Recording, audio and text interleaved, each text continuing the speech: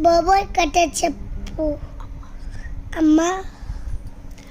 సరే బౌబౌ కథ చెప్తాను ఇప్పుడు వింటూ జోజోబో సరేనా. ఒక ఊరిలో ఒక చిన్న కుక్కపిల్ల ఉండేదన్నమాట. తను స్కూల్ అంతా అయిపోగొట్టుకొని సాయంత్రం వాళ్ళ ఇంటి దగ్గర ఆడుకుంటూ ఉంటుంది. అలా ఆడుకుంటూ ఉండి అలసిపోయి ఆకలిగా ఉంటుంది. తీరా చూస్తే తను తినడానికి అక్కడ ఏమీ ఉండదు. సరే ఏదో ఒకటి తెచ్చుకుందాం పదా అని అలా నడుచుకుంటూ వెళ్తే తనకు దారిలో ఒక ఎముక కనిపిస్తుంది. ఈరోజు తినడానికి నాకు ఒక పెద్ద ఎముక దొరికిందే అని చెప్పి నోట్లో పెట్టుకొని తిరిగి ఇంటికి వస్తూ ఉంటే తనకు దారిలో ఒక నీటి మడుగు కనిపిస్తుంది అన్నమాట.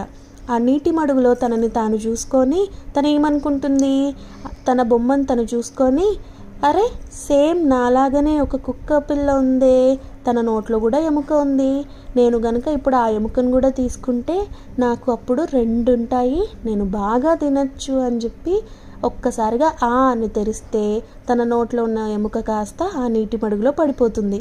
అప్పుడు తను గ్రహిస్తుందన్నమాట, తన దగ్గర ఉన్న ఎముక కూడా కోల్పోతుంది. అయ్యయ్యో ఆ నీటిలో ఉన్న కుక్క పిల్ల కూడా నేనే కదా, నా బొమ్మనే కదా అది అని చెప్పి పాపం బాధపడుకుంటూ ఇంటికి వెళ్ళిపోతుంది.